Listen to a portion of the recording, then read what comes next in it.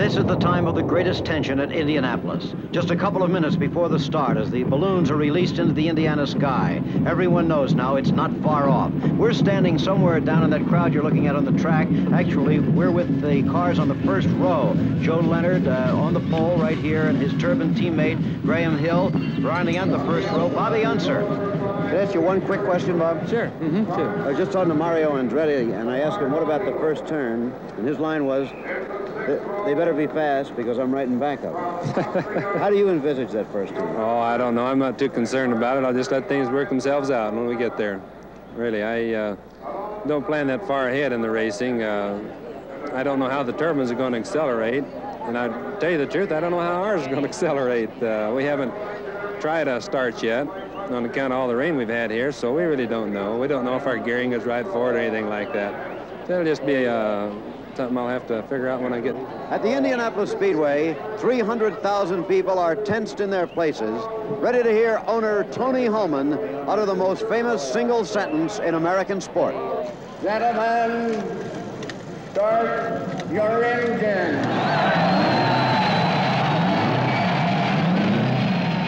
Listen to this. Jim, this is certainly the most exciting moment of all when those engines roar into action. Mechanics raising their hands, indicating that their car is started and ready to go. This is the way they indicate to the officials that they are ready, and they look down the line, and when they're all ready, the pace car moves away. Hear the whine of the turbines and the roar of the piston engine cars, and now the first row is away. Behind them in the second row will be number 2, Mario Andretti, who was on the pole last year, 25, Lloyd Ruby, and 24, Al Unser. In the third row, 8, Roger McCluskey, and look out. Jim, there's Mario Andretti, and he hasn't got his car started yet. Well, we'll see what happens with that story. In the third row, I said 8, Roger McCluskey, 1, the defending champion, A.J. Foyt, 4, Gordon Johncock. In the fourth row, Dan Gurney, 48, Art Pollard, number 20, that's the other Turbine, and 54, Wally Dallenbach. Jim, Mario's away now, so it looks like everything's going to be all right. Okay, they'll get a start then. In the fifth row, 82 is Jimmy McElreath, 27, Jim Malloy, a rookie, 78, Jerry Grant. Then we have 35, Jochen Rindt, 15, Mel Kenyon, 10, Bud Tingelstad. In row 7, 45, Ronnie Bucknam, 42, Dennis Holm, and 18, Johnny Rutherford. 2 young drivers, the sons of great Indianapolis drivers, are side by side on the next row, 11, Gary Bettenhausen, and 98, Billy Vukovich, along with 16, Bob Veith. And as you can see, Mario Andretti has his nose right up behind that turbine. He wasn't kidding when he told me that before the start of the race then. Row 9 is Bobby Grimm in car number 6, 59, Ronnie Duman, 90, Mike Mosley. 84, Carl Williams, 29, George Snyder, 56, the only roadster in the race, Jim Hurtubise. In the final row, 94, Sam Sessions, 21, Arnie Knepper, 64, Larry Dixon. As they ground the fourth turn heading towards the straightaway, it looks as though the field is all set. And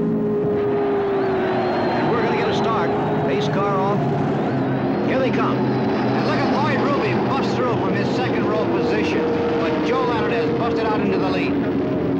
The start is just as everybody has expected. The Turbine car has taken the lead immediately. It's Joe Leonard out in front. Bobby Unser is in second place. The other 2 Turbines will try to spot. Graham Hill is back in 6th, and Pollard is trailing in the field. However, there could be other reasons for that aside from lack of speed.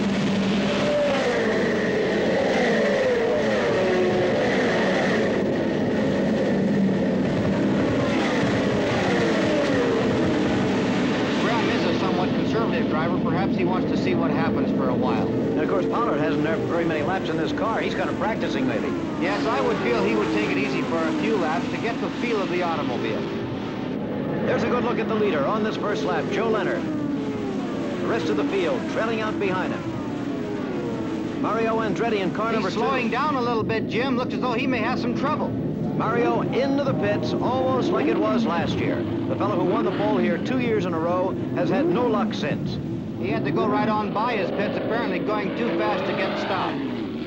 However, he is in obvious trouble. You have any idea what that smoke might be? Well, it's difficult to say. Looks as though he might have burned a piston, Jim. Okay, well, back up in front. Joe Leonard is the story of San Jose, California.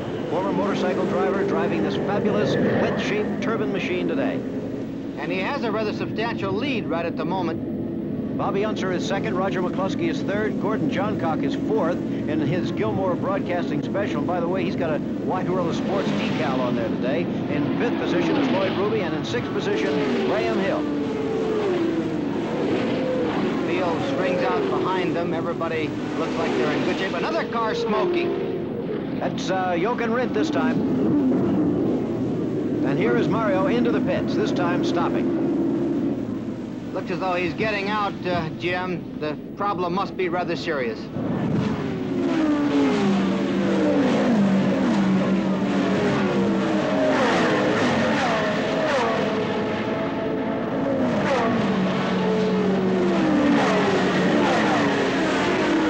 Jochen Rindt's smoking worse than ever. He's going to have to come in, it looks like. Yes, I would say his problems are rather serious, too.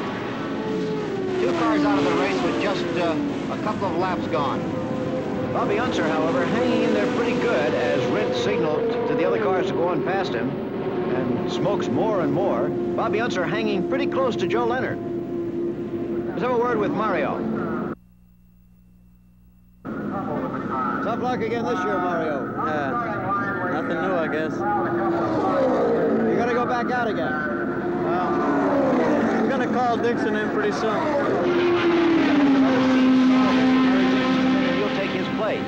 I see. Mario Andretti, who just won't give up. And here is Jochen Rindt in his Brabham car coming into the pits.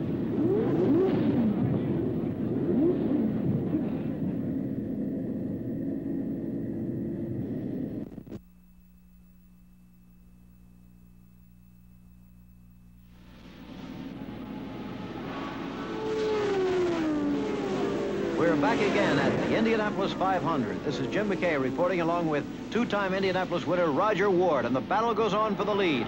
Joe Leonard in that wedge-shaped turbine car leading Bobby Unser, but not by very much. In 3rd place is Roger McCluskey in car number 8, then car number 4, Gordon Johncock, number 25, Lloyd Ruby, and in 6th position, 70, Graham Hill, followed by 20, Art Pollard. The other 2 turbines running right together in 6th and 7th place.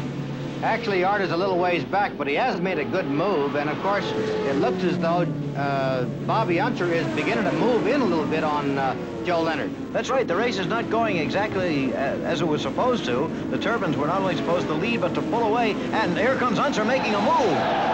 He's got it. He is. That straightaway speed of that turbocharged Offie has given him the lead now. So this is the first big surprise in the 1968 Indianapolis 500. Bobby Unser in this turbocharged Offenhauser car taking the lead from the much vaunted turbine of Joe Leonard. Everyone's surprised by that move, and especially me. Well, you said that they'd finish 1, 2, 3 if they didn't have trouble. Could be that Joe is having some sort of problem out there. More especially, it could be that Graham Hill and Art Pollard are having problems back in the pack. Well, of course, Joe doesn't look as though he's having trouble. Perhaps he didn't realize how close Bobby was, because he has moved back in on him and is attempting to pass. It is evident already, however, that Bobby's getting his speed on the straightaway, and as predicted, Leonard's getting it in the turns, right? Yes, it certainly appears that way. However, we can time the cars through turn 4. We have a section of pavement there. You can see the dark pavement as compared to the light, and perhaps in a minute or 2 we'll time the 2 cars through turn 4. We use turn 4 because it's one of the faster turns, one of the turns they accelerate onto the long straightaways. Here now comes the clock as Bobby Unser comes through, starts on the black pavement, and when the black pavement finishes, watch his time. This is the 4th turn, remember. And there you have it, 9.45. Remember that figure, because in a moment we're going to be showing you one on the other car, on the turbine car.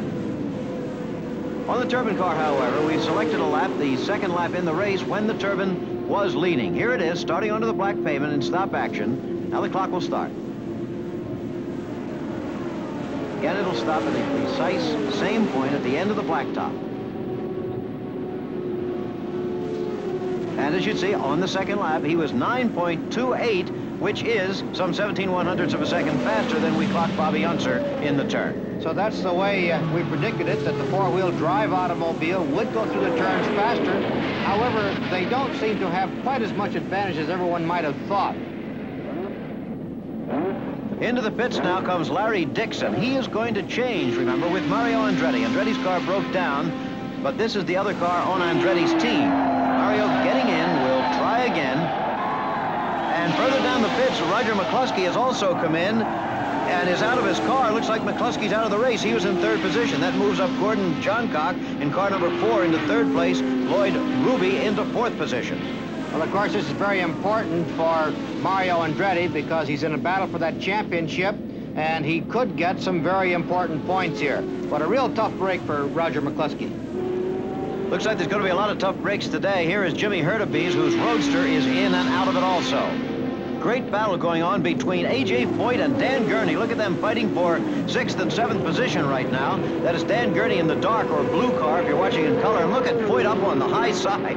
You can see how determined Foyt is because even though he's almost out of the groove, he just won't back off. Well, you see two really great race drivers there giving it all they've got. Has now moved up into fourth position, followed by Dan Gurney and A.J. Foyt. And into the pits again comes Mario Andretti. And, of course, a real tough break for him, the second of the Overseas National Airways out for today. Okay, his team completely out of the race then at the moment, and there you see the lead cars on this long lens. Gordon Johncock has also dropped out of the race. That's why you did not hear his name up among the leaders. Tremendous attrition rate here so far this afternoon. Again, is that the lack of practice time, the lack of carburation time? Well, I believe that that is part of it. And, of course, these drivers have to drive this track very precisely. As you can see how close they... That's Al Unser up on the wall. You can see him starting to get out, even though the car is not yet stopped. Of course, it's a very dangerous time because a fire could break out there at any moment if one of his fuel tanks had broken. So while the one brother here is leading the race, the other one is making the long walk back to the pits, but pretty lucky to be able to be making it. That could have been a lot worse. Well, that certainly could have been. That could have been a very serious accident. He hit that wall almost head on. Well, now while the yellow flag is out, the cars, of course, will hold their places while the debris is cleared from the track. So we're going to use that time to go back now to just the other day when our cameras were mounted on the race car being driven by rookie Jim Malloy while he drove this track. As he leaves the pit area into turn 1, he must stay down on the apron, out of the way of the faster-moving automobiles. He picks his speed up across the short straightaway and moves out into the groove as he enters turn 2.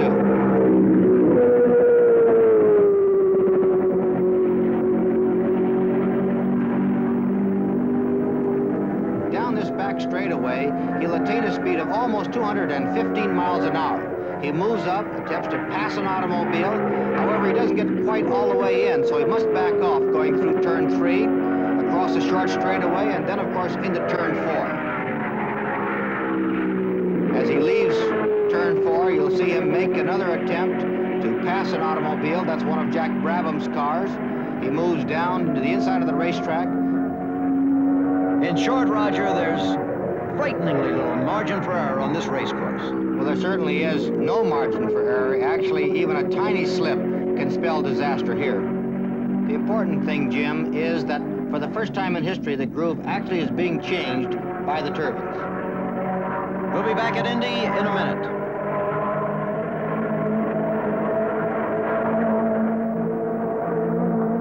The green flag is out again at Indianapolis in a tremendous race where Lloyd Ruby in car number 25 is now the leader. But look at this battle still going on between Dan Gurney in the dark car and A.J. Foyt in the orange car for 5th position. They've been dicing here for I don't know how many laps now, Roger. Well, they certainly have, and as a matter of fact, I don't remember a race when we've had so many battles for so many positions. The lead has changed many times, and of course, it's really one of the most exciting races I've ever seen. Well, here comes another development. There's A.J. slowing down. That battle has just that suddenly ended for 5th place. Foyt slowing down and moving down toward the infield.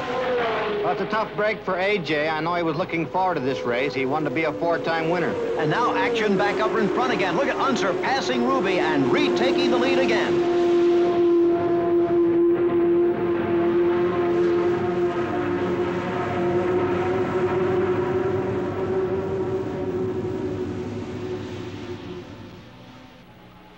So here are the leaders now. Bobby Unser in first place, Lloyd Ruby second, and then the two turbines, Joe Leonard third, and Graham Hill moving well up into 4th place now. Foyt's car into Gasoline Alley. That he is out of the race. And here's A.J. Foyt, foiled in his attempt to make it 4 Indianapolis victory. What was the problem with your car, A.J.? Well, actually, Chris, We're running some new style connecting rods, and I just broke a rod, that's all.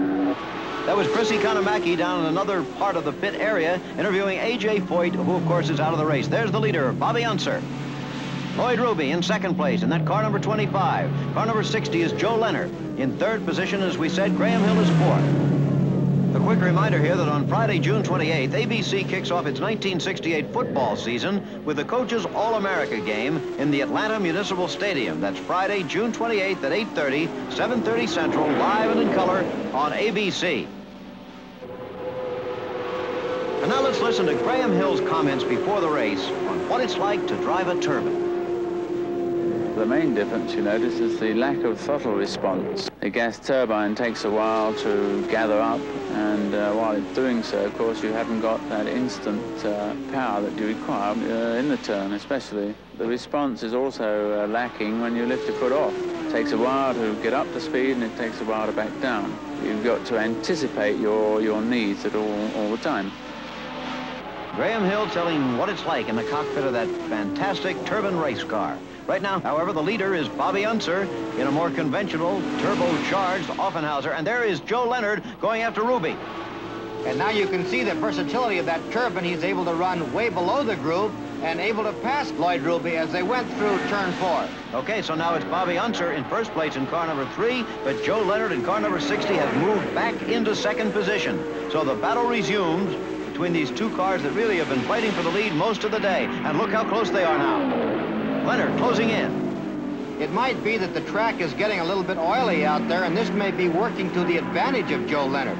However, on the straightaway, as you can see, Bobby Unser is able to pull away just a little ways from the turbine. Well, there's been some comment here in the pits that maybe the turbines were holding back a little bit.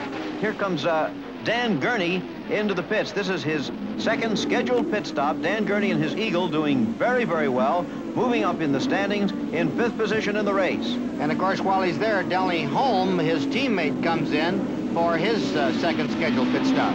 Gurney, one of the most popular drivers anywhere in the world, and he races in every kind of motor racing. Certainly is doing a great job. But here is Graham Hill in the pits for his second scheduled pit stop. There are 3 required pit stops. You have to make 3 whether you need them or not in the Indianapolis 500 this year. There's Unser going by with Leonard, still battling for the lead. Colin Chapman had a few words. As you can see, the race is now 1 lap more than half over as Graham Hill goes back into the thick of it. And a record speed of 158 miles an hour to this point.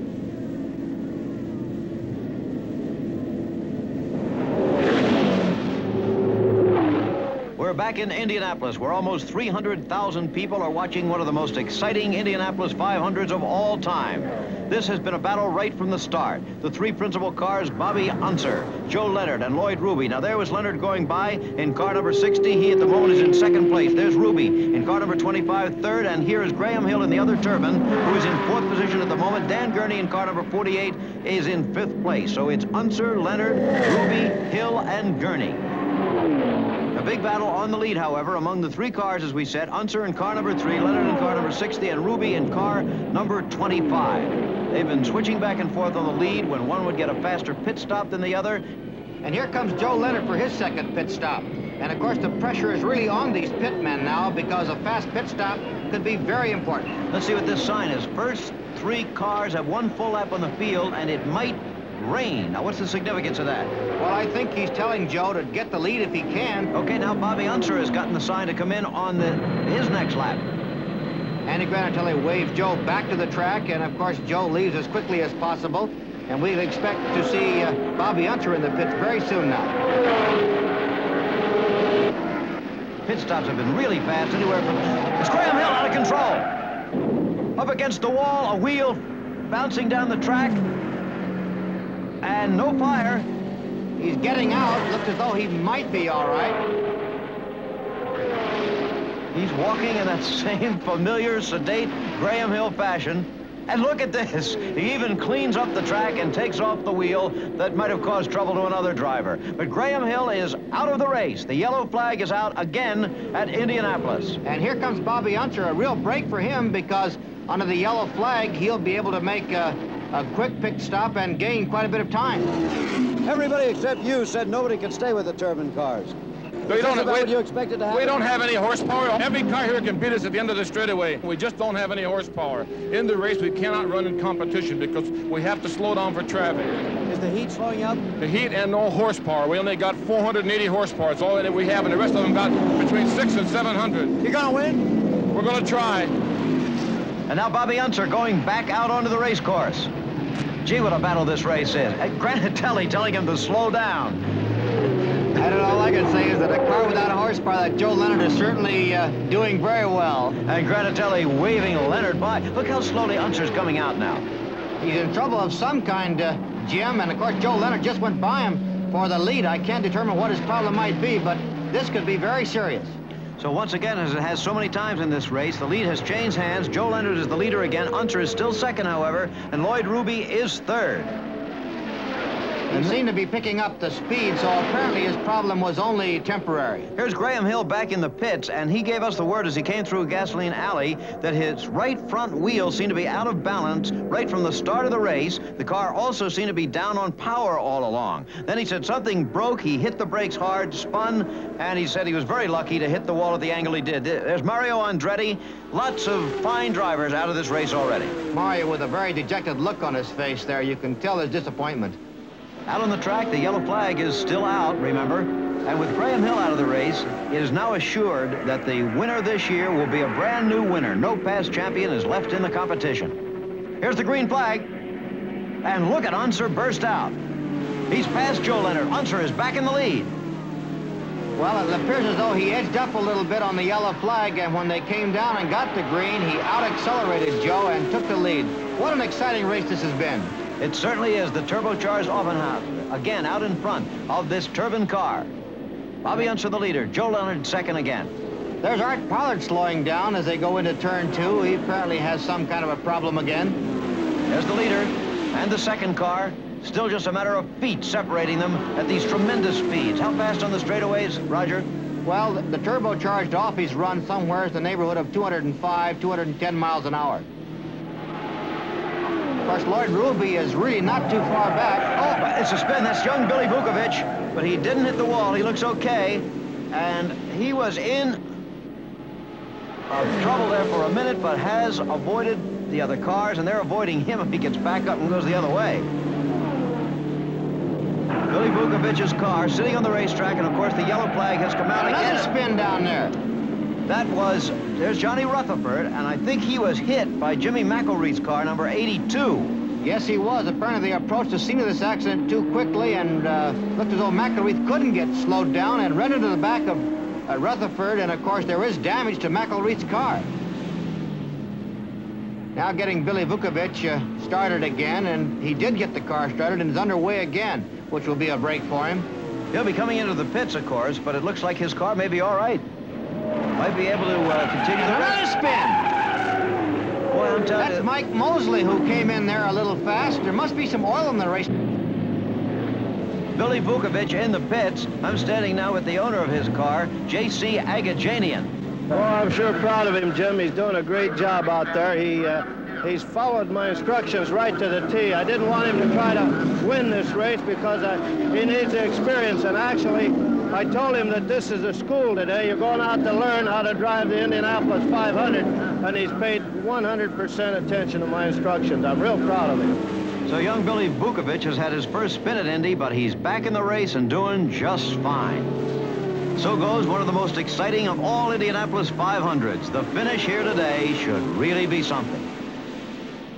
The issue is still very much in doubt. In the 1968 Indianapolis 500, the leader is Bobby Unser in car number 3. Then comes Joe Leonard in the turbine, number 60. Then Lloyd Ruby in car number 25, followed by Dan Gurney, his teammate Dennis Holm, and Art Pollard in the other turbine is doing quite well right now, although he's a number of laps behind in 6th place. He is followed by Mel Kenyon in car number 15. That's the way they stand at this moment.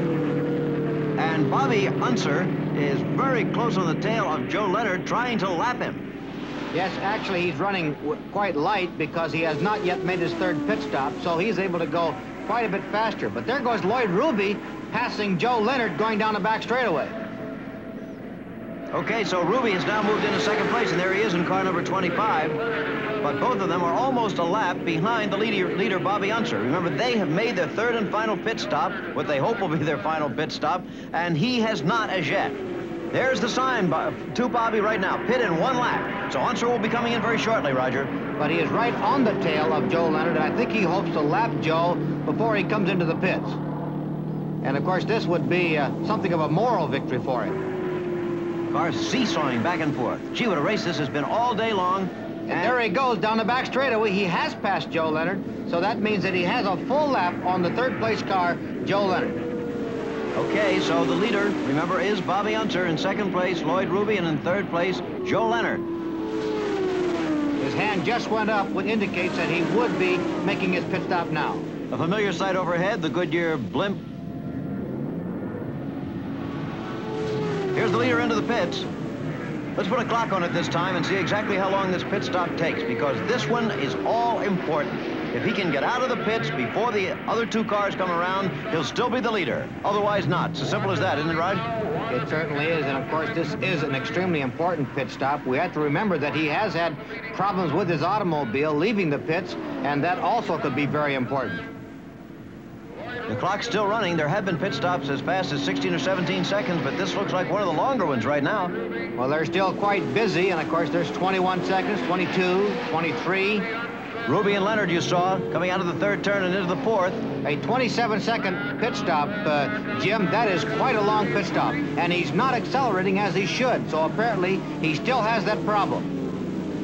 Word we get from the pits is that the problem is in the transmission. He's having trouble getting up to speed. And here comes Lloyd Ruby down the straightaway. Ruby's got him. Joe Leonard coming very quickly, I think, is also going to get him also before he gets up to speed. There goes Joe. And this problem with the transmission, where he has to accelerate so slowly, has just cost Bobby Unser the lead in the race. Almost certainly, even with the long pit stop, he would have gotten out and still been in first place, don't you think? Yes, I'm certain that he would have. At least it would have been very close. Meanwhile, life goes on in the infield, and a quick reminder here that Craig and Lee Breedlove are undoubtedly the fastest couple in the world of speed sports. On Saturday, June 22nd, ABC will present the racers, the story of this fast-paced twosome who have brought speed records to their knees on the Bonneville Salt Flats. That's the racers, 4 o'clock, 3 Central on ABC, your network for sports. The surprises continue. Lloyd Ruby very briefly just stopped in the pits and then went back out again. What do you think it is, Roger? Actually, I believe they developed some sort of trouble and they've sent someone back to the garage area for parts. So likely he'll be back in the pits very soon. That's Dennis Holm you're looking at right now on his third and final scheduled pit stop of the day. Ruby then back out on the race course has already lost valuable ground to his adversaries, Bobby Unser and Joe Leonard, and apparently is going to lose more because he'll have to come back in the pits. Of course, that puts Joe Leonard in the lead, and of course he has about an 8 or 9 second lead at this moment, so it's certainly going to be a very close finish. Well, actually, according to our calculations, Unser is gaining about a half a second a lap, so with about 20 laps left, he could still make it. Gee, this is going to be a tremendous finish in this classic duel that they'll be reading about in motor racing circles 50 years from now. The turbine against the piston, and apparently going right down to the wire. And of course, the real Cinderella story is Dan Gurney. He's been doing a tremendous job all day long and now is in third spot. So he's going to pick up a little change too. Okay, and of course, the chassis in Bobby Unser's car is also an Eagle, which is Dan Gurney's company. There's Mel Kenyon, number 15, by the way, who has been moving up very well in the field. There's Lloyd Ruby back in the pits, and here comes his mechanic with that missing part. They're going to try to get that car back in the race. However, as far as winning is... There's an accident on the back straightaway, Jim. That's Carl Williams' car. We saw the wheel fly off and go down into the infield, but he brought it under control. The car on fire, as you see, and Carl out of it. Looked as though he bumped the outside retaining wall as he came out of the turn, knocked the wheel off, and slid halfway down that back straightaway. Carl seeming kind of stunned as he just stood there in the middle of the track, and of course the yellow flag has come out again. Now this could change the whole situation. We said that Unser was gaining a half a second a lap, could possibly catch up and win the race, but now with only 19 laps left, it could be that he just won't have time. That's right, it depends on how long this yellow flag is, and of course with that car burning the way it is, it could be quite a while.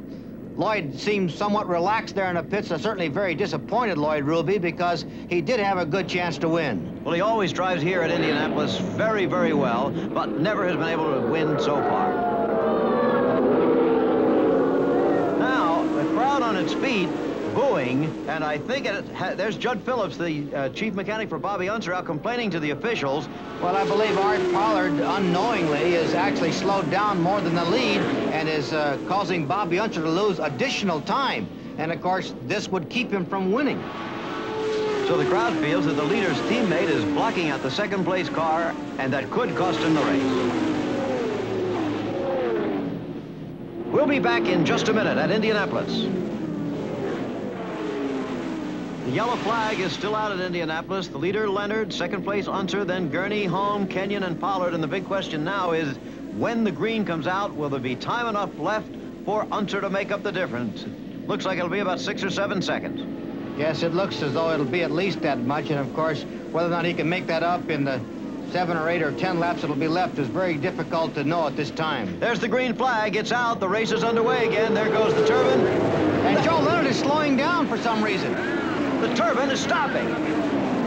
This is absolutely unbelievable. A year ago, we saw almost exactly the same thing when Parnelli Jones, driving the very first turbine to appear in this race, stopped with, well, less laps than this to go. But it's the same thing all over again. Leonard has just stopped. Do you have any idea what could have happened, Roger? I have absolutely no idea whatsoever. If he didn't run out of fuel, I just can't possibly imagine what could have happened. Perhaps another transmission failure. The crowd loves what's happened. They're all for the old-fashioned piston engines against the newfangled turbine. Chris Economaki is down in the Granatelli pits with Parnelli Jones. Parnelli, what do they think it is? Well, they don't really know for sure, and of course the fellas haven't come back. They went down after the car and after Joe Leonard. Could it be fuel?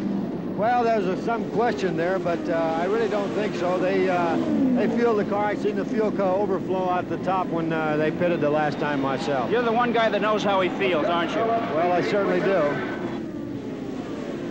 And here's an ironic sight, a crushed Joe Leonard walking past Victory Lane, where he would have been in a very few minutes had the car not broken down. A quick glance to what might have been. Back to Chris again. Andy, 2 years running. What do you think is wrong out there with the car? Could it be fuel? No. I'll be right back. Andy Granatelli, understandably disappointed. And he didn't have too much to say, and as Chris said, that's understandable. There's the car being pushed into the infield. Just absolutely at a dead stop. Leonard saying something to Andy. Heading back towards the pits. Chris Economaki still standing by. Joe, what a tough break for you. Joe Leonard here, being commiserated with. Joe, do you know what happened to the car? No, I don't know. Just like as if somebody turned the key off, Chris. Tough break, Joe. Tough break. Roger, can you believe this? Look at this. The other turbine has stopped. Art Pollard. Well, this is the most unbelievable thing I ever have seen. Actually, we thought that these turbines were invincible. We believed that none of them would experience any problems of any kind, and now they're all out. Graham Hill went out in a crash, but the other two have just plain stopped in the closing laps of this automobile race. The 1968 Indianapolis 500, one that will be remembered for a long, long time. This is certainly one of the most unbelievable things I have ever seen. Remember, Unser is the leader now, all by himself. He's way, way ahead of Dan Gurney, who has now moved into second place. There is Dennis Holm into the pits for an unscheduled pit stop. It's a tough break for Denny. He was doing a great job. He had a third spot all wrapped up, and a blown engine. That's car number 82. Jimmy McElreath, right. Yes. McElreath, who was in an accident earlier, has now blown his engine and is out of it. It's just one thing after another.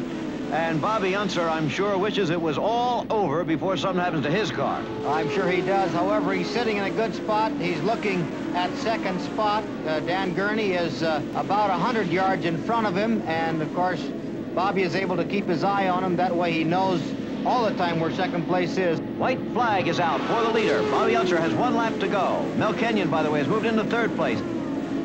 There is Bobby's mother in the white raincoat, rooting him home. She's had 3 sons who are race drivers. One was killed here at Indianapolis some 10 years ago. The other was in the race today and crashed. But Bobby, it looks like, is going to be a winner. It certainly appears that way. Of course, the Unser family are racing people. They've had many uncles. They got their fame out of Pikes Peak, but he certainly looks great here today. Bobby Unser cruising home to victory at Indianapolis before this huge crowd in his Rizlone Special. Here is the white flag for Dan Gurney. The checkered flag is ready. Checkered flag. A popular victory. And that's it. It's all over. Bobby Unser has won at Indy. Dan Gurney will finish second. A most popular victory here for the young man who has now won 4 races in a row on the USAC Trail. You see Mr. Wilkie, the car owner there, certainly understandably very happy. The crew is elated over this victory. Judd Phillips, the chief mechanic, being congratulated there. Bobby waving to the crowd as you can possibly, he probably doesn't quite believe it yet himself. Well, he sure made sure by taking an extra lap there just in case. I think you did that yourself one time, didn't you? Yes, as a matter of fact, I did. I know exactly how he feels. It's a little hard to believe this right now. That was Gurney getting the checkered flag for second place. Mel Kenyon is going to finish third. There he goes. Just listen to this for a minute.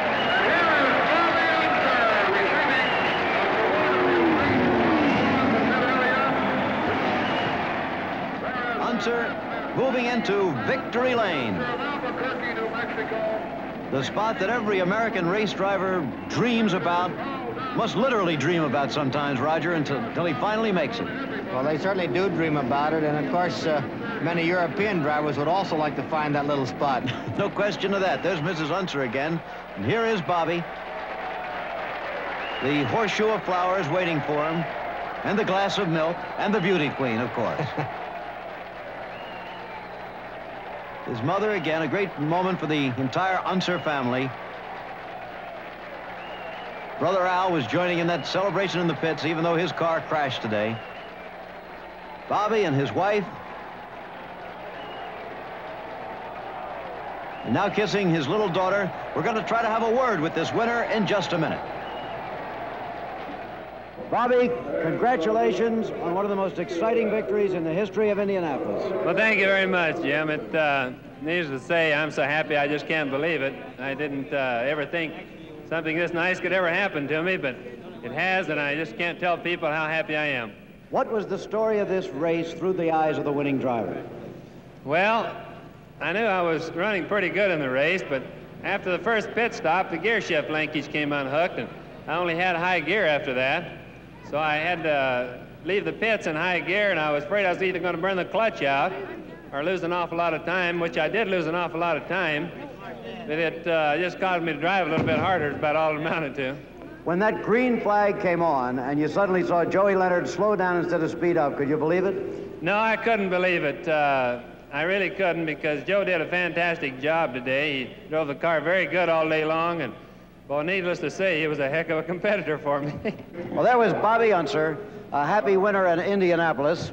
That's the thrill of victory. As for the agony of defeat... What happened? I don't know. Really? I really don't know. I have no way of knowing, and I don't think it's really important. I mean, apparently, whoever runs the show upstairs doesn't want me to win, so...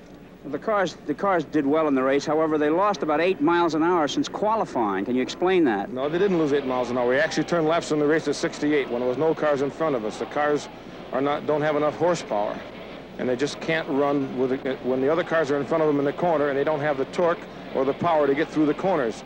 Then they'll run just as fast as the other cars in the corners, but they don't have enough power down the straightaway. So if we can't come off the corner 10 miles an hour faster than the other guy, we lose the speed down the straightaway. It's just very simple. We only got about 430 horsepower today. You think that this is a fair balance between your type of car and the piston engine cars? Well, you see it for yourself. The Offenhauser's got 625 to 50 out there today. There wasn't the worst Offenhauser out there. They couldn't blow us off from the starting line down to the straightaway. We never passed one car on a straightaway, ever. What about your future plans, Andy, with the Turbine? Will you stay with this? Well, maybe they won't ban them right now, and if they don't ban turbines because of this, the whole thing would have been worthwhile, because at least the future will be where it belongs on turbines. Well, it's going to be some evolutionary development on turbines, I'm sure. Next year they should be considerably better, don't you think? If they don't change the rules, we'll be back. Andy, what about your luck in this business? Over the years, it's really been bad, hasn't it? What's that? Luck? What's that? Said car owner Andy Granatelli. Well, it's something that the turbine cars have had very little of. Today, for example, here's specifically what happened. On Graham Hill's car, the top of the chassis that connects to the suspension broke and the car went out of control. On the other two cars, the trouble was identical. The fuel pump seized, no one knows why, but when that happens, it automatically fractures the pump's drive shaft to save the engine. Luck, what's that for the turbines? Last year, Parnelli Jones broke down with a few laps to go. Jim Clark was to drive one of the turbines this year, but was killed in a race in Europe. The man who took his place, Mike Spence, was killed in practice here. Luck, what's that? There are happy stories in Indianapolis today. What about Dan Gurney, who finished second? One of his chassis also finished first in the car driven by Bobby Unser. This one, number 3, winner of the 1968 Indianapolis 500. The executive producer of ABC's Wide World of Sports is Renard. The Indianapolis 500 produced by Chet and directed by Robert Rieger and Lou Volpicelli. The associate director, Bernie Hoffman. Coordinating producer, Jim Spence. Indianapolis film editors, John Peterson, Larry Proctor, and Ted Winterburn. Remember, tomorrow afternoon, the U.S. Open Golf Championship from Rochester, New York. Next week, the National AAU Men's Outdoor Track and Field Championships from Sacramento, California. And now this is Jim McKay, along with Roger Ward and Chris Economaki, saying so long from Indianapolis. Air travel arrangements for ABC's Wide World of Sports made through United Airlines, who also furnished promotional consideration. Today's program was pre-recorded.